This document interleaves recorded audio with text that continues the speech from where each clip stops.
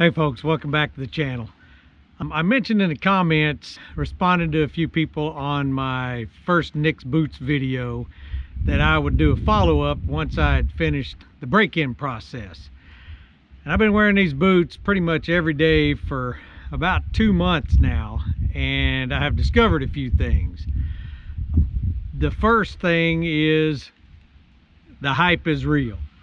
These boots are absolutely the most comfortable work boots that I have ever worn all day trying to get stuff done. The couple of exceptions though to that. The biggest problem that I've had with them is when I spend a day in the shop working on a concrete floor all day. When I'm in that situation, I find that the balls of my feet tend to get a little tender. The footbed, being made out of leather, takes quite a while to conform to your foot. But walking around out on the ground, on gravel, even in and out on concrete, as long as you're not standing in one spot all day long, haven't had a problem with them. As I expected, these Lug Soles hold a lot of dirt. I got these because I'm in a situation where I frequently am walking around on things that the Lug Soles are useful. If I was going to be walking around in and out of an office space or in and out of the house on a regular basis, I would go with either the V-bar sole or the wedge sole or something like that. If you're going to be on concrete and you don't need the heat resistance provided by these Red X Vibram soles, you probably want to look at the wedge sole. The resistance to wear is not as good as on these Vibram soles, but everybody that I've talked to that's been wearing them for a while thinks they're really comfortable soles. The other option would be the Honey Vibram sole. It's a little bit softer compound. You still get that lug, but you know, it's a little bit more comfortable to wear all day long if you're standing on a hard surface. Walking around out here in the dirt, on gravel, running, you know, chainsaws and stuff in the woods, driving the tractor, not a problem. I haven't noticed any problem with the rough out leather and dirt. I have been in, you know, walking through mud and running jackhammer and concrete and that kind of stuff. I haven't gotten wet concrete on them. I haven't been ankle deep in mud, but just, you know, day-to-day activities. And one of the things that I do is every day when I come in, I run my boots through a boot brush, and I'll show you what I'm talking about. This is what I'm talking about when I say a boot brush, and I'll put a link to it on the description of the video so you can find it on Amazon. All it is a metal frame. It's got 4 brushes screwed into it and a scraper on the end, and I mounted it on this board so when I walk up I can just stand on one side and scrape my boot off in the brush and on the scraper part, and it seems to really help keeping the mud buildup and stuff down on the boot. The rough out does seem to be resistant to cuts and scrapes and abrasions, just like they say on the website.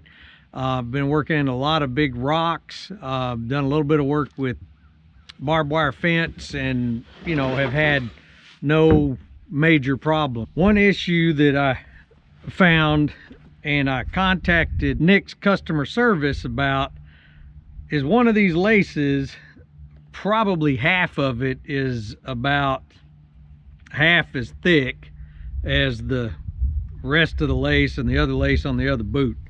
And when I called them, they said that it was no big deal, that they buy their laces from an outside vendor, and sometimes this happens, and they asked for my mailing address, sent me a new set of laces in the mail right away, and I haven't broken this one yet, so I haven't replaced it, but I expect it's going to happen.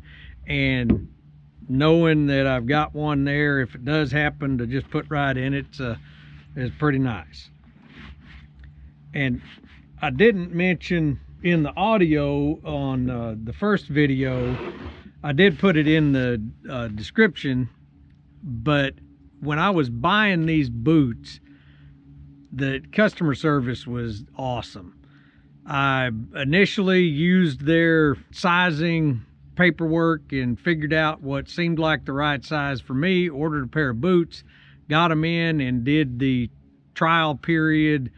And what I found was they just seemed like they were a little too big, just a little wide, maybe a touch long. So I called customer service and they gave me a couple of tips and said, you know, wear them a little bit longer and see how it goes. Called them back again and spent quite a bit of time on the phone with one of their customer service reps.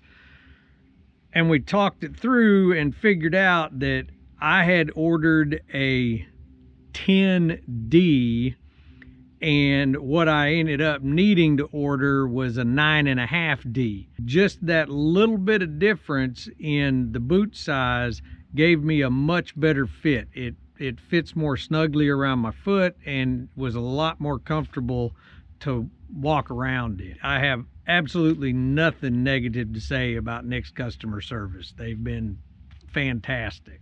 When it comes to caring for these boots, from talking to the folks at Nick's and from doing research on YouTube, seems like the key things you're going to want to have are some kind of stiff bristle brush. This is one that I found on Amazon. It's called the Grangers boot cleaning brush. And it looked pretty good because since it comes to this point, you can get down in along the edge of the sole and into some tight spaces and get the grime and dirt out of there. If you got a lot of stuff jammed down in there, the good old standby, of course, is an old toothbrush. I have been using that boot scraper and brush every day before I come in the house, and it takes the majority of the mud and dirt and dust and everything off of them. You can see that I've kind of started wearing the edge dressing or dye off of it from walking around, running your feet into stuff. But it's not holding dirt and mud and stuff the way I would have expected. Like I said though, I'm not working ankle deep in mud every day. To clean it, you're going to want to knock the biggest chunks of stuff off of it. Take your laces out and pull your kiltie off.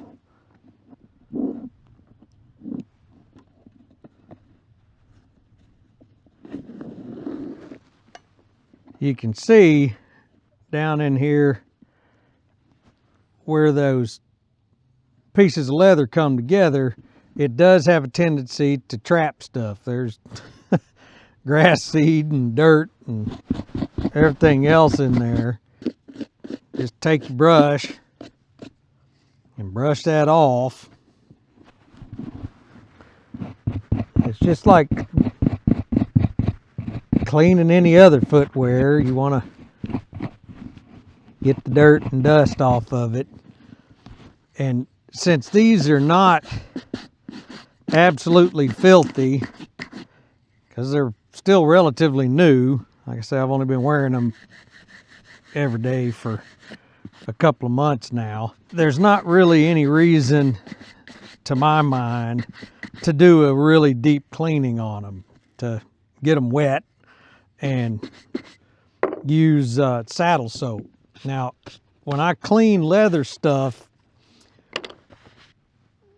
tool sheaths, axe sheaths, knife sheaths, that kind of stuff, belts, whatever, I use this Phoebing saddle soap, or Phoebings, you know, different people say it different ways.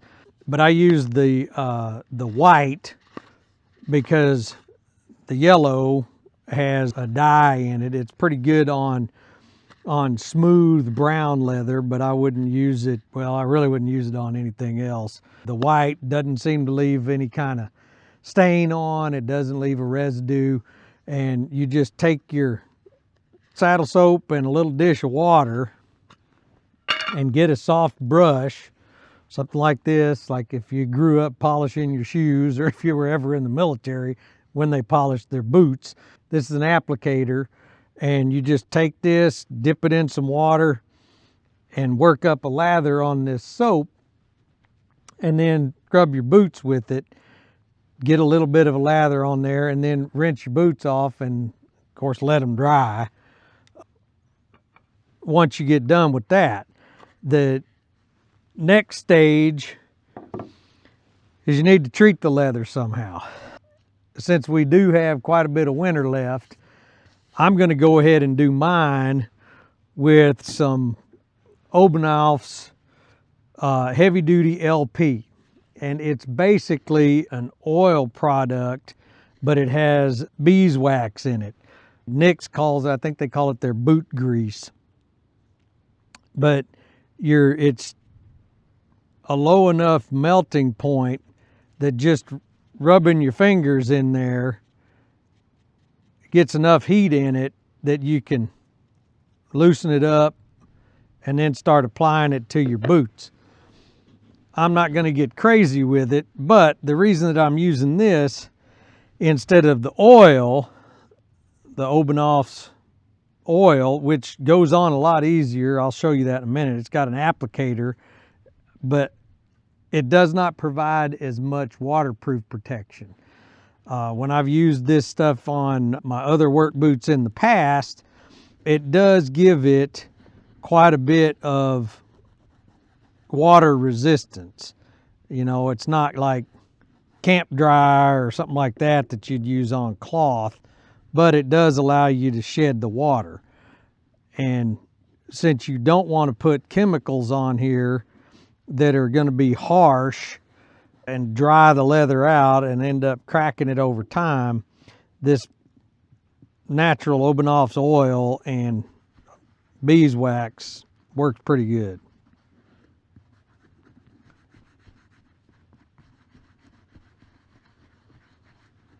And I just rub it in and let it soak.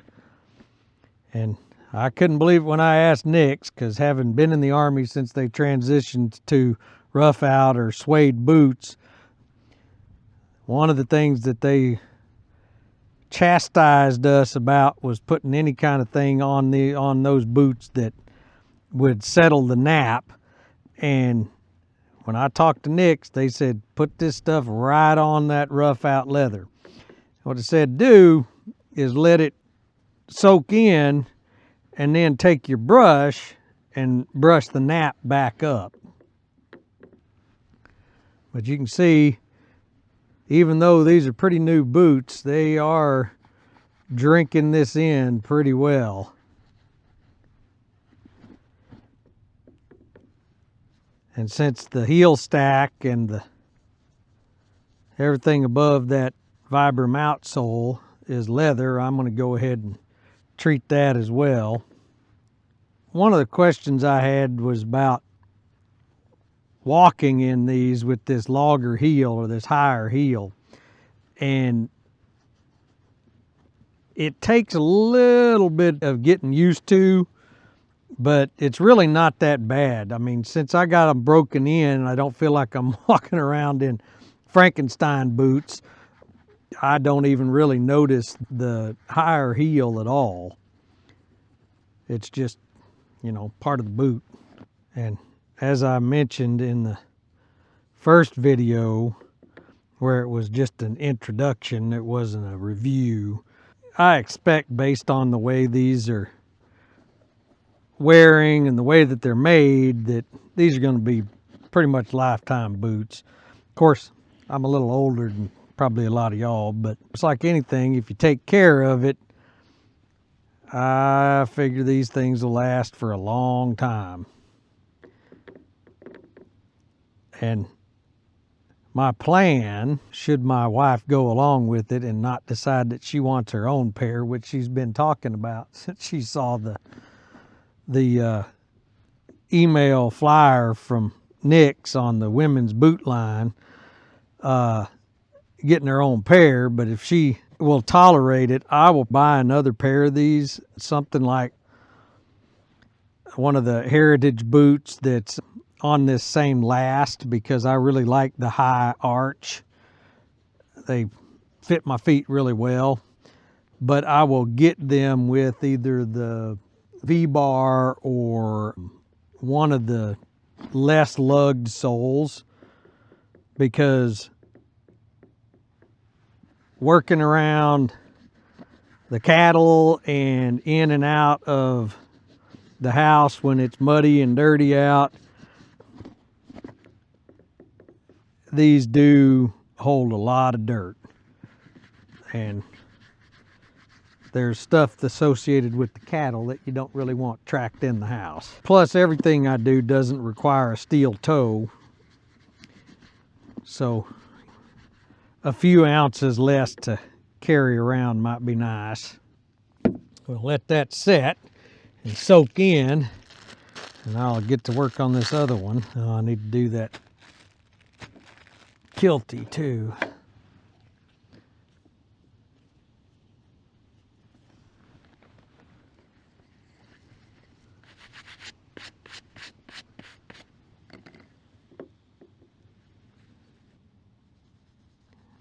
Now, one of the things that I saw mentioned on a YouTube video that makes a lot of sense is, instead of using a brush like I showed y'all, some guys that take a air compressor nozzle, air nozzle, and blow their boots off every day when they come in. And I can see where that would be pretty nice and a heck of a lot easier. It's just, unfortunately, since we don't have a house or a shop out here and we're living in this camper, I can't really conveniently set up and use an air compressor every day. So I was going to show you about this leather oil. It's the same basic preservative as in this oil is in here. It's just, this is liquid without the beeswax, and it comes with an applicator, and you just dab it on. I have used both on other leather and on other types of boots. In the summertime, when I'm not worried about something being waterproof, I'll have a tendency to use the oil more. Or if I'm just being lazy, sometimes I'll just dab that on, because it's a lot easier.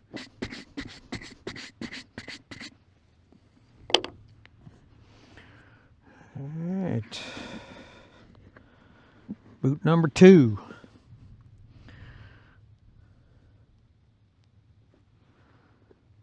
I'm glad there are 2.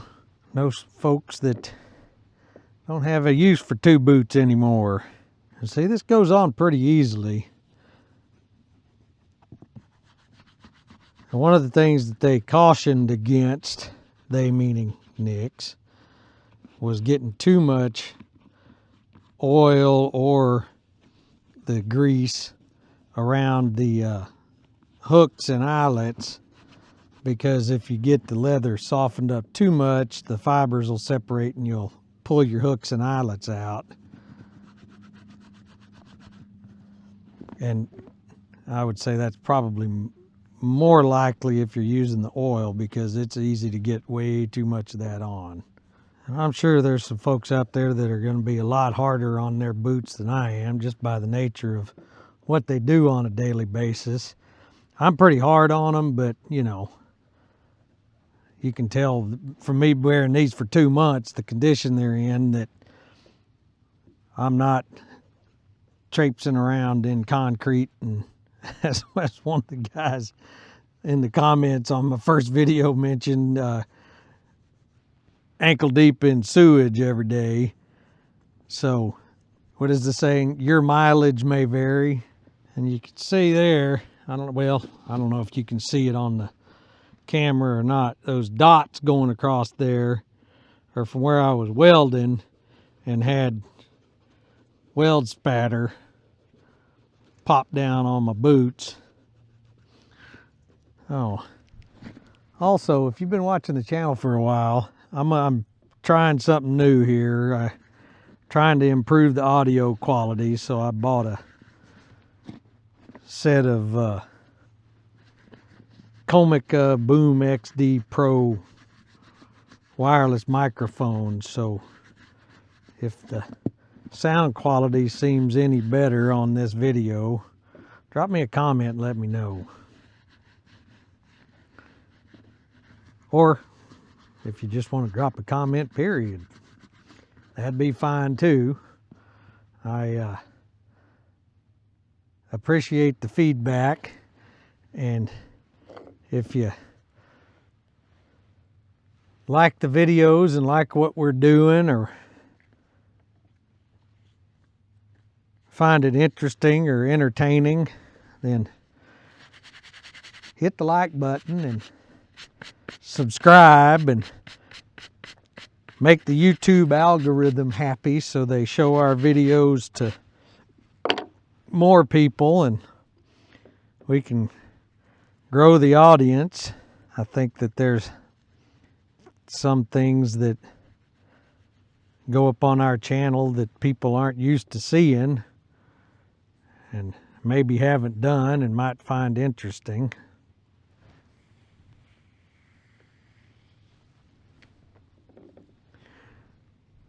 The other reason I'm using these wireless microphones is from some of my other videos, watching them myself, trying to edit them.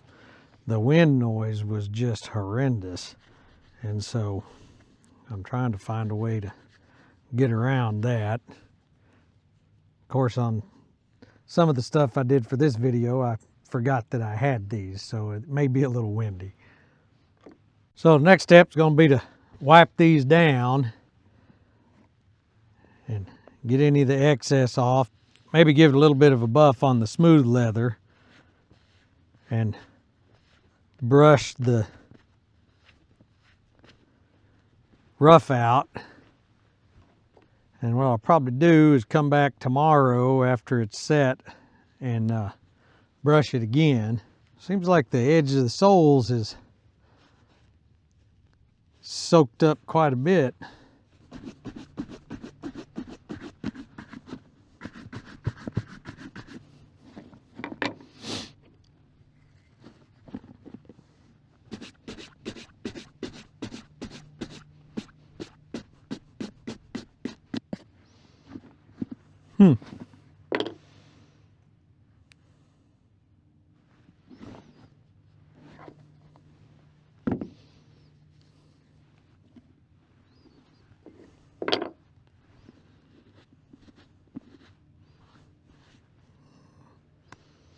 Well, that's an example of what I was talking about getting stuff stuck in these lugs.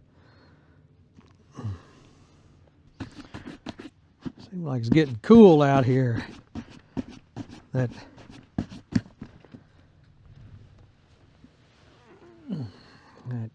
grease is starting to set up, and I'm losing the ability to use my fingers. We'll have to get these out and test them out tomorrow.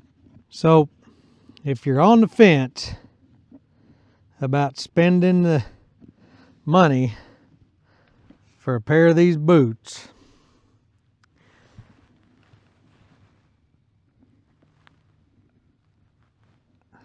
I would not dissuade you from purchasing them. I think they have been worth the money. I think they're going to hold up. We'll know here in about a year. But, you know, it's The saying has always been, you get what you pay for. Well, I have found recently that that is not necessarily true, but I think with these, it is true. The break-in process, was not, I didn't think it was that bad. After I did the initial test them out in the house and make sure they were going to fit, I basically started wearing them 8 hours a day. The only place that I have had a problem with them, other than the balls of my feet hurting from standing on concrete all day, is right across here, right across the top of the ankle. And I will include some footage showing you how I lace them up to get around that.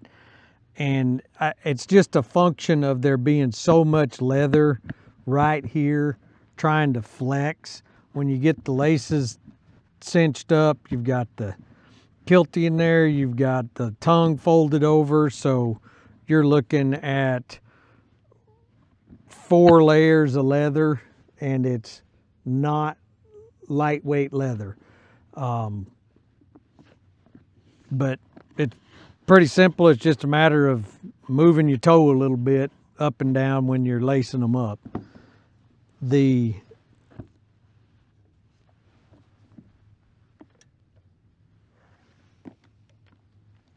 steel toe, if you're considering that, and especially if you've worn steel toes before, you'll be familiar with what I'm about to tell you. But in the wintertime, they are cold.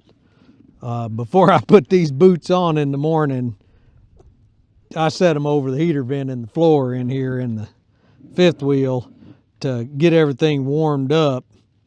And I wear heavier duty socks in the wintertime, heavier wool socks in the wintertime than I do in the summer. And as long as I've stayed active, moving around, my feet have stayed warm. But here, I don't know, a couple weeks ago, my sister-in-law and brother-in-law's water froze, and I was over helping them get that fixed. So I was standing in one spot for a long time, and it was about 10 degrees out with a 20-mile-an-hour wind, and so my toes started getting a little cold then. But just normally walking around, working, I haven't had an issue with it if I start out with warm boots. If I start out with cold boots, well, your feet are cold all day long.